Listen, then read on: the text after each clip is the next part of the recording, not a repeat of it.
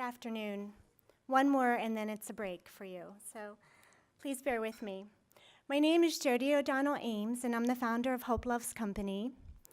And it is the only nonprofit that supports children and young adults who had or have a loved one battling ALS. And the story begins, I just want to share the poster next to Rob. Rob, wave. There's a much younger version of me on that poster on the top line, yes, with my late husband, Kevin. I was 29 and he was 30. And he was diagnosed and under the care of Dr. Terry Hyman Patterson. I should say the amazing care of Dr. Terry Hyman Patterson. And he passed away in 2001. I was trying to find out what to do with my life. I missed him dearly, and I started working with the ALS Hope Foundation as Director of Communications. And there I met my current husband at one of our events, who also had been widowed because of ALS. He lost his wife, Tina, in 2000. He had 2 children, I had 1, and now we're all together as a family, all experiencing loss in different ways at different times, while simultaneously trying to go on in love and enjoy and being able to live now, right? So it came to me that we needed resources for children because I had just 3 in my own home that had none.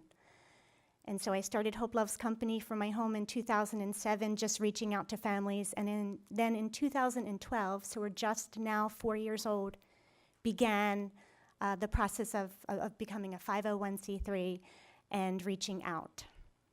In this time, we've had 7 free camps for children all over 7 camps all over the United States, and have sent out 500 care packages to children, which are called Hugs of Hopes, and free books.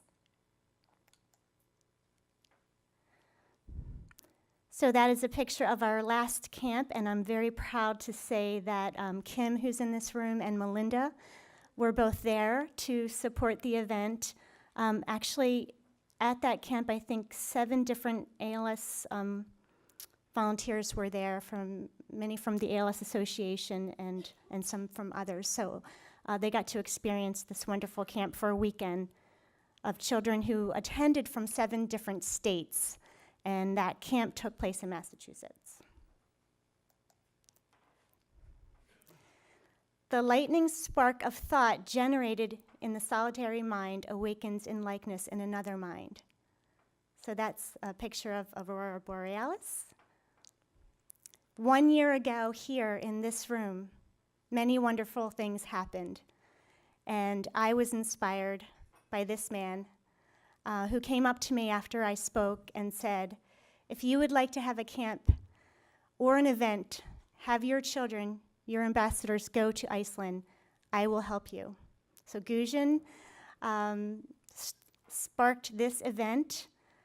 Just so happened to be a month after he said this, publicly here, so he couldn't back out.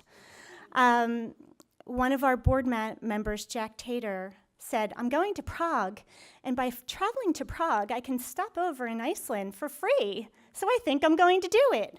I'm like, Iceland, you need to meet Gujan. So he did, and they had lunch, and this became a collaboration from this event right here to exchange the ALS experience, knowledge, make new friends. Next July, as Gujan said, we are going to be traveling. We have our young ambassadors. So what we do is we have children who've been to a camp many times and who are eager and anxious to share the experience with other children and tell them about ways they can support one another in other countries. So this is what's going to happen. So how do you even begin something like this? It's a good question. Teleconference between 2 countries. Always looking for the ideal way. I'm not great with IT. We're trying to live stream, and we do have Skype, but we just have to continue through conversations thinking about when's the best place to go for both organizations, possible dates, sponsorships, the group size, criteria for ambassadors. who gets to go. We had them submit an essay on why they wanted to go, and then determine who's going and the itinerary. And I'm so fortunate to say that Gujan has handled the itinerary and basically has said, just get them here, and we will host, and we will have fun, and we will have time to share. Obviously, you need to take the time for researching travel visas, rules, requirements, insurance mandates, so those things are essential. All of the paperwork has to be established. We basically reached out to a local, our high school, and they do student exchanges, so we asked them for paperwork, for examples, did some other research, and now we're creating our own with our own information and making it perfect for us. Just wanted to publicly thank Gujan for initiating this ambassador exchange program between two countries and two ALS organizations.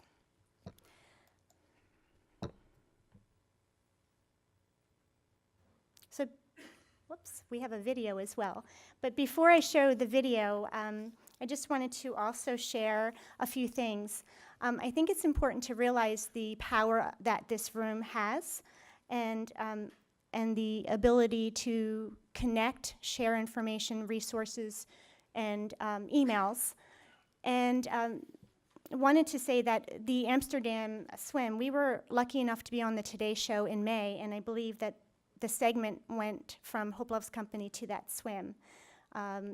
So that was one thing I wanted to say. We all work very hard for these moments. The ALS Association from last year decided, hey, we want to help Hope Loves Company, and provided grants for us to have our camp in Massachusetts as well as Indiana. So we went from 2 camps to 4 camps in 1 year, just from being here and starting that conversation. So please connect with one another and use this wonderful alliance as a resource because we all wish we didn't have to be here, right? Wouldn't it be great if next year we didn't have to be here? Yes, but until then. So every journey begins with one step, and thank you, Gujan, for creating this wonderful journey. And then last thing is that my ambassadors, our ambassadors, surprised me. I woke up on a tough morning after trying to figure out how we're going to get money for this or that, and I woke up to the video that's going to be shown. So thank you.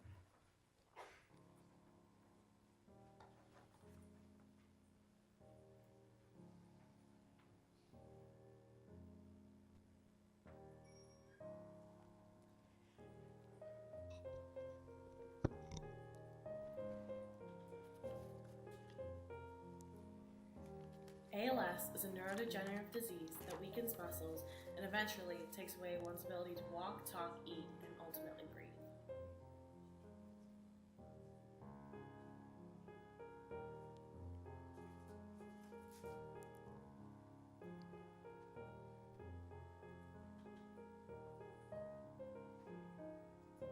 Camp Hope Loves Company is an opportunity to have fun, to be challenged through team building exercises, and to meet other kids who are in the same situation as me.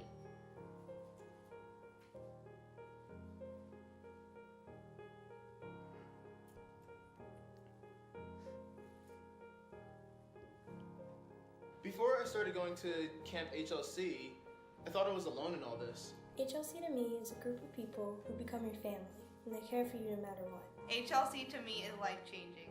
HLC to me means always having somebody to talk to. Hope Loves Company to me is amazing. Hope Loves Company shows me I'm not the only one going through this. HLC to me is family. HLC to me is an opportunity to make myself into a better person. Camp HLC to me is astonishing. HLC to me is a place where I can go to reassure myself that I don't have to go through what I'm going through alone. HLC is to me a community I desperately needed growing up.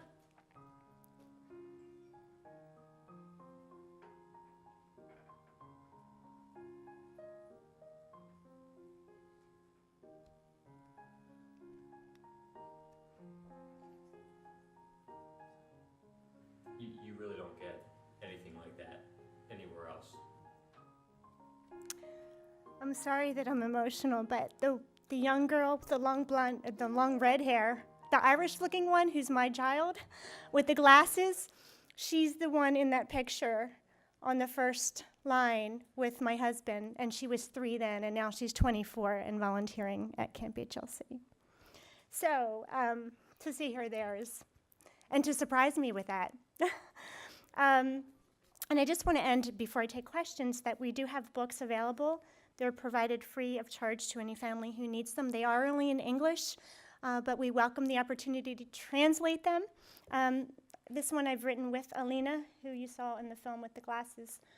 It's The Stars That Shine. And in addition to being a true story, it's based on a true story about her father needing a wheelchair, and she called it a dentist chair that didn't belong in our home. So she was only 3, and she didn't understand. So that book is a great resource. I also have Someone I Love Has ALS as a guide, and What Did You Learn Today? So I have some of these books available today, and we can also send them to you. And I thank you so very much for this opportunity to speak today and for listening. Thank you.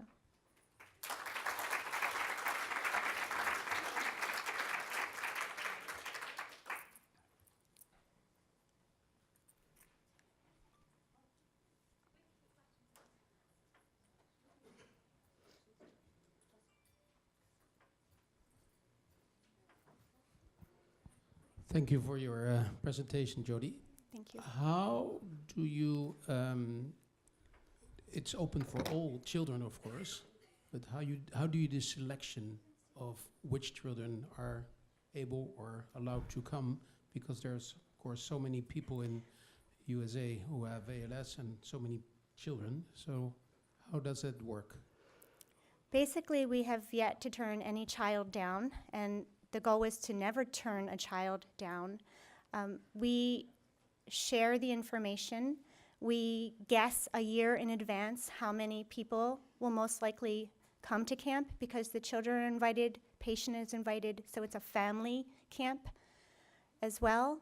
And it's basically first come, first serve. We got a call for our May camp. We had closed camp in New Jersey, and then a young man, Niall, who's a caregiver for his mother, a sole caregiver for his mother. He's 13 years old in New York. And a friend called and said, can we get him to the camp? We had closed it, and we said, absolutely. Not only did we get him to camp, but we provided transportation, made arrangements. Nancy, our director here of programming, made the arrangements, had someone meet him on the train, had someone get him to camp. And so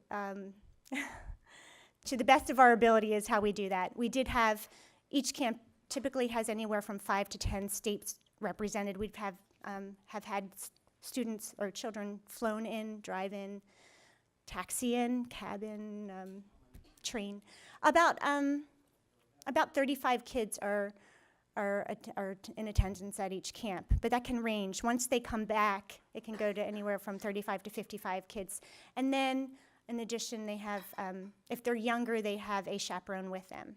So, any other questions? Yes. Hi. As of what age is this most beneficial for ages of 8 to 21. So we recommend that if a child is under 8 years old, or really under 10 years old, that they come with a loved one so that they feel most comfortable attending camp, can get the best results from that experience by feeling extra supported and comfortable. Thank you. Any other questions?